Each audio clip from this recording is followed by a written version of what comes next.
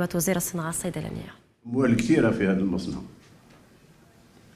يعني من 2018 راهو يتراوح يباتين، وهذه ماهوش شيء جديد، لأن ماهيش خصوصية هذا المصنع ولكن خصوصية صيدال الجميع. ما نزيدوش نعاودوا الكلام اللي صيدال كسروها صيدال حطموها يا سيدي فيه، وراكم تكملوا تزيدوا تحطموا فيها. اليوم يعني لآخر مرة الإنذار متوجه للتوب مانجمنت تاع صيدال.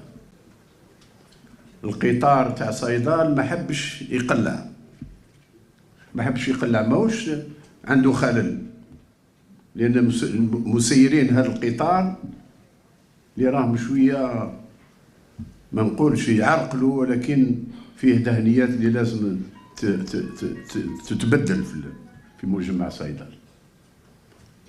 عندما يزور الواحد المصنع كيما هذا ويشوف قدرات الانتاج تاعو، حرام يعني ماهوش غير رايناج، مع اللي كانوا يزوروا معنا كلهم شافوا.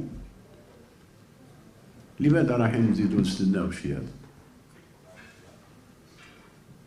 يفو لازم في مجمع صيدال، وعطيت لكم توجيهات في السابق كيف في بليده ما كان حتى شيء طبق لحد اليوم. رايح ناخذ مسؤوليتي، الاسبوع القادم ناخذ مسؤوليتي، لان عندكم مسؤوليه تاع انتاج ادويه، مسؤوليه تاع احتياجات المرضى في الجزائر، ومسؤوليه تاع العمال اللي راهم يخدموا معكم. يعني كنت ننتظر في هذا المصنع يعني احسن من هذا. لازم الشيء هذا يتغير ويتغير بسرعه،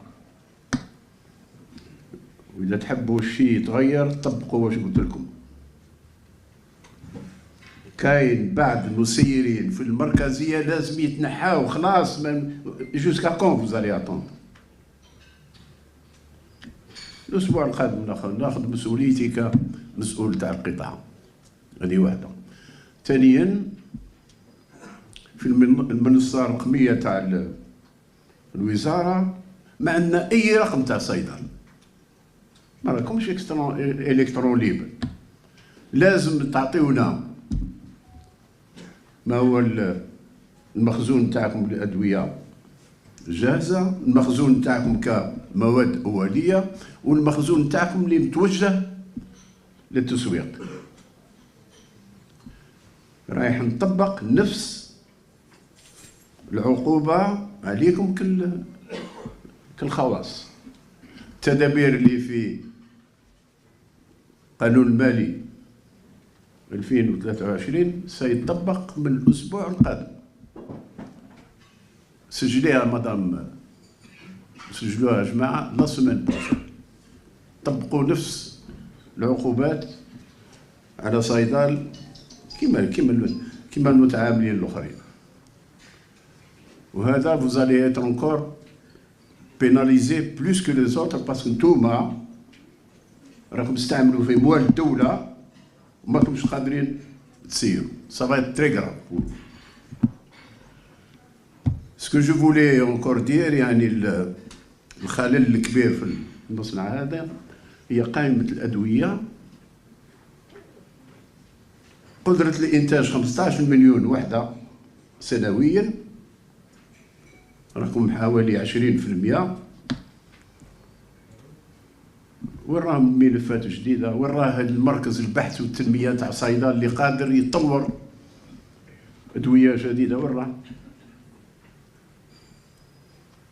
Il y a des salaires qui sont en train d'être distribués comme ça, Papa Noël في صيدال.